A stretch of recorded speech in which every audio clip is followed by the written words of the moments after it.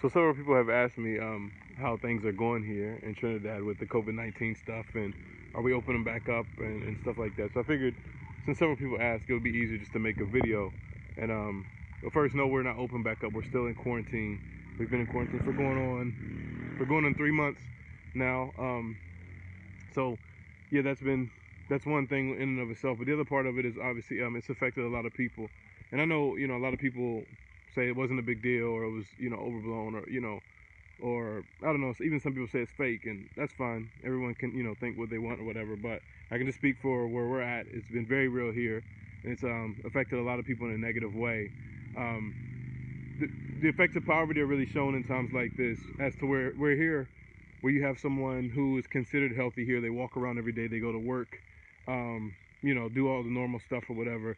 If they lived in the U.S. or somewhere, they would be considered unhealthy with high blood pressure, diabetes, pre-diabetes, or whatever, something like that, and be on medication to be able to help with that. And here, because they don't have the access to these medications and stuff, and they don't even, they're able to work, so they don't even think about going to the doctor or whatever. So a lot of people walking around vulnerable, and so when something like this happens, when they get a disease or something like this, it's devastating. I think we've lost about 8 pastors just in Trinidad alone in the past 2 weeks. Throughout the past 2 weeks, we've lost 8 pastors in Trinidad. Just pastors. Not saying the pastors are more important than anybody else, but just as a measuring stick, I guess, or whatever. And so there's been a lot of deaths. The numbers are questionable because people are scared to go to the hospitals. A lot of people were actually getting it at the hospital, and so people aren't going. A lot of people are dying at home. And it's a disaster. We're actually a disaster, a public health disaster has been declared for Trinidad specifically. It's been nasty, and so we've just been praying and stuff, and we haven't been making videos and stuff about it and talking about it much because we know everybody's going through a tough time now, and I never wanted to turn into a competition thing. If I see someone talking or complaining about it, don't want to always jump in and be like, oh, but here in Trinidad, or if someone's upset about the quarantine, well, that's nothing. I don't want to be that person. So we've just kind of been quiet on it and just been praying for you guys, and hopefully you've been praying for us. But people have asked, and so this is what's been going on here.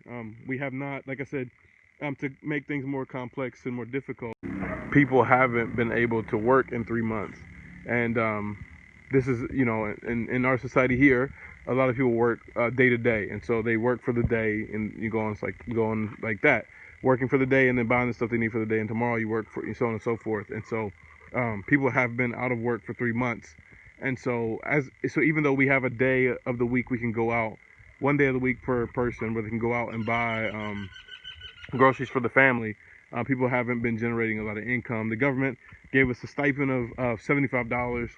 And obviously that's run out within the 3 months, and so there's a lot of people without food. And so what we've been doing as a church is we've just been kind of getting together and trying to come up with different ways we can help, and obviously outside of just doing online services and stuff, there's people hurting and stuff. And so, and we believe, at our church, we believe that in the darkness is when we should shine most. And so we've been really trying to reach people during this time. Ants on my feet, sorry. Reach people during this time, and so we've got some people together, and we had a donation even from Cochabamba, from some friends of ours there, to be able to buy some different basic food products and stuff like that, to be able to give out to our people and people in our community and people that go to our church that are struggling in this time. And so today, me and Rudy, we're going to hop on a motorcycle because we can't drive cars, because, I don't know, honestly, we just can't drive cars during quarantine. So we're going to hop on a motorcycle, and we're going to go buy 50-pound bags and stuff of rice and flour and stuff like that. And so just want to show you some of that. I'm not going to show you the process of us giving stuff out. I don't want to show people at their worst in their houses and stuff like that. Just we believe in preserving dignity and stuff like that. And so I won't show you that part. We'll show you the process and all that. So hope you enjoy.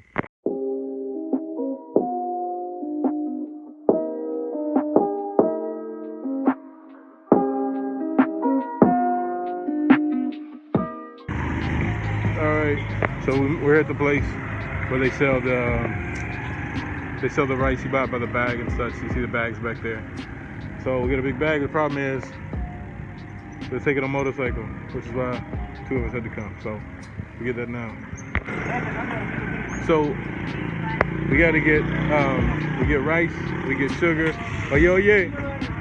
We get rice, we get sugar, we get flour, and then we get oil. But we can only take one at a time. There's a kid from our church. Let me see if we can take one actually. Oh yeah. ¿Qué tal?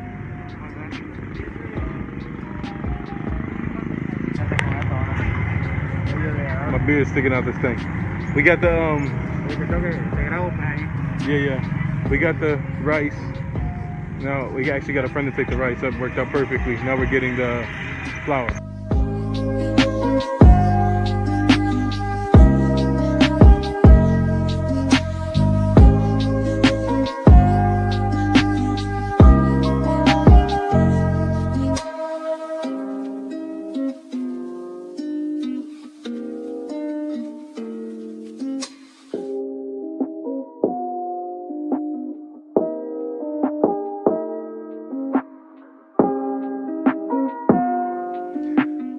I'm out of breath, but we got the 3 bags of the rice, flour, and the sugar.